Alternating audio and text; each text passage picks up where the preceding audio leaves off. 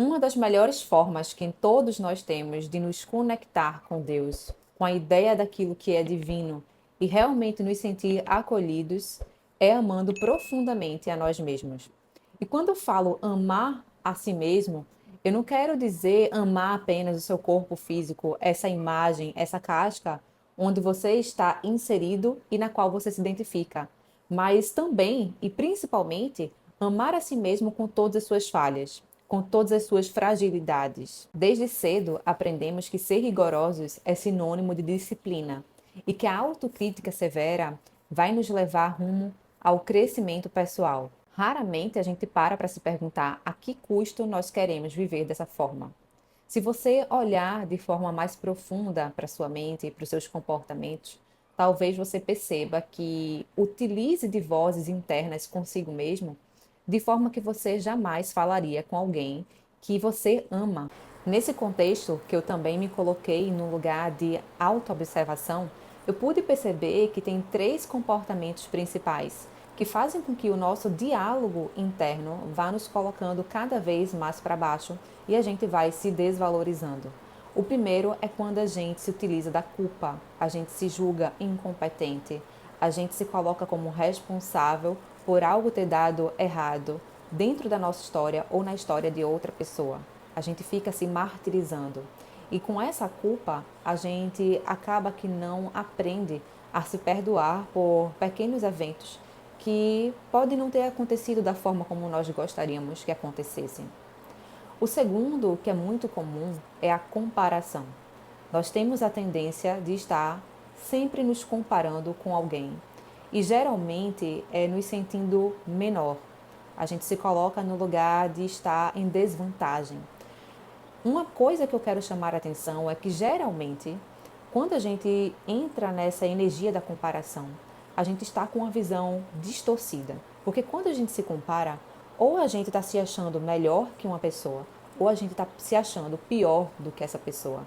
E ambas as visões estão equivocadas, porque todos nós estamos vivendo processos de vida que precisamos viver para alcançar algum tipo de maturidade interna. Isso não quer dizer que nós somos melhores ou piores do que alguém. Isso quer dizer que está cada um dentro do seu processo.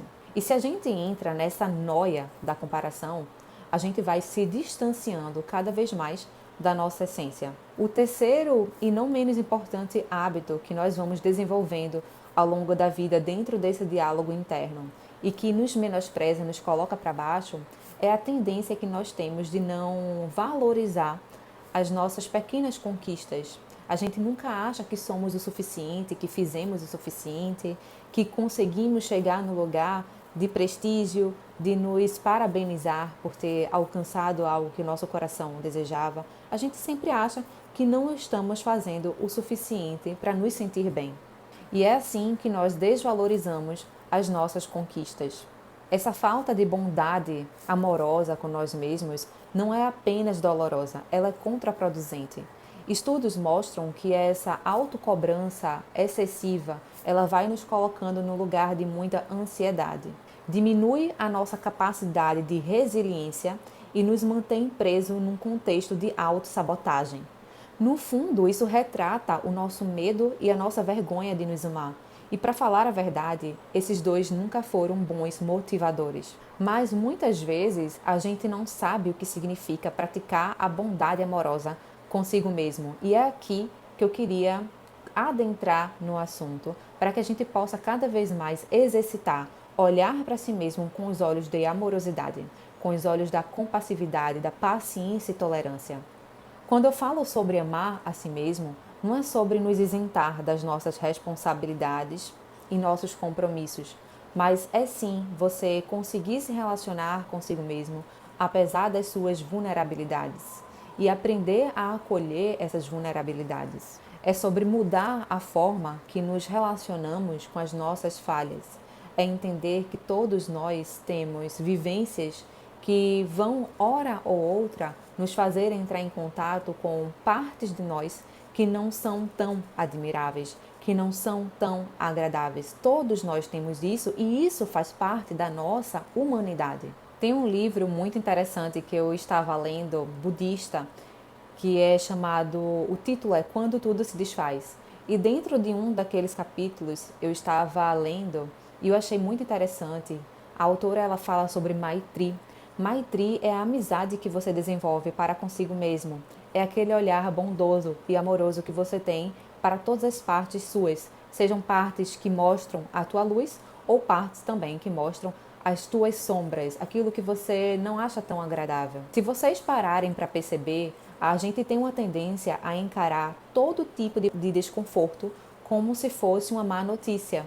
Mas se você for uma pessoa que tem uma certa ânsia de conhecer a verdade, talvez se você está aqui assistindo esse vídeo, você é essa pessoa, esses sentimentos de decepção, irritação, tristeza, desconfiança, insegurança, ao invés de te assustarem, você vai querer entrar em contato com eles para que você possa ir aos poucos aprendendo a conhecê-los e dissolvendo essas amarras internas que vai ficando dentro de você.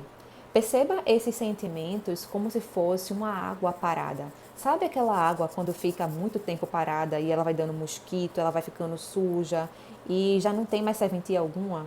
Se a gente deixa esses sentimentos por muito tempo parados ali, sem serem vistos, sem entrar em contato com eles para questioná-los o porquê eles estão ali, esses sentimentos eles vão se tornando como uma água parada sem serventia e só vai trazendo mais doenças para a nossa humanidade, para a nossa mentalidade. Se você for essa pessoa que tem uma ânsia interna de se conhecer profundamente, ao invés de olhar para esses sentimentos e escondê-los, você vai querer entrar em contato com eles para ressignificá-los. Isso é Maitri. Isso é aprender a amar a si mesmo. É você se acolher por completo, sem separar partes que você não gosta, mas incluindo essas partes e aprendendo a amá-las também.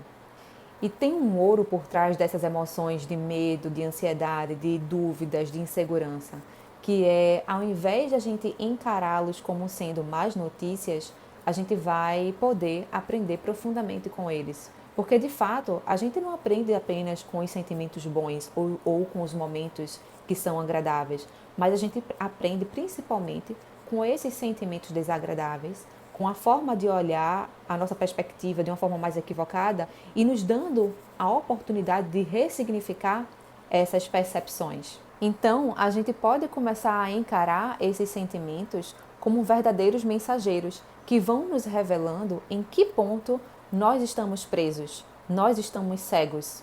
Isso também representa a autocompaixão. E é importante deixar claro que a autocompaixão não é fraqueza, é uma sabedoria. É aprender que podemos nos corrigir sem nos diminuir, que podemos nos amar incondicionalmente, mesmo quando estamos trabalhando para mudar, para nos aperfeiçoar.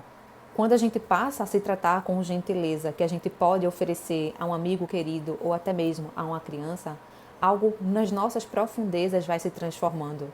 É aqui que a gente encontra a coragem para olhar honestamente para nós mesmos, sem a necessidade de se esconder ou de fugir daquilo que a gente sente. E aí eu faço o convite para você de passar pela experiência de conversar consigo mesmo, como se você estivesse falando com uma pessoa que ama muito. Como você estivesse levando em consideração o amor que você sente por uma criança, a tolerância que você sente por alguém que você sabe que pode ser melhor do que aquela pessoa está tentando ser. Quando você começa a utilizar esse tipo de diálogo consigo mesmo, você também vai se tornando uma pessoa mais tolerante com todos à sua volta. Perceba como isso muda a sua capacidade de estar presente em todas as suas emoções, de aceitar as suas imperfeições e de seguir em frente mesmo após um erro ou uma decepção. Tem uma sabedoria muito profunda no Vedanta que diz que se nós queremos demonstrar o nosso amor a Deus, a gente primeiro deve desenvolver a capacidade de mostrar esse amor profundo por nós mesmos. Somente assim a gente vai ser capaz também de amar o próximo como a si mesmo. Foi assim que Jesus nos ensinou e é assim que a gente deve cultivar e exercitar em nossa experiência de vida. É impossível, segundo o budismo, a gente alcançar a iluminação se a gente não consegue desenvolver um olhar de amorosidade e compaixão consigo mesmo. Então, eu espero que esse vídeo tenha te despertado e te incentive a reavaliar a sua conversa interna. Como você se comporta diante das suas falhas? Como você fala consigo mesmo? Você consegue estar sendo tolerante? Você consegue desenvolver a capacidade de se amar, de olhar para si com mais carinho?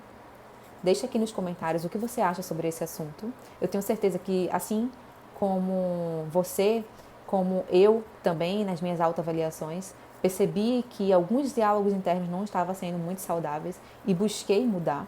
Todas as outras pessoas também são capazes de transformar esse diálogo interno, de transformar o olhar para consigo mesmo e se tornar pessoas mais tolerantes e amorosas com as suas vulnerabilidades.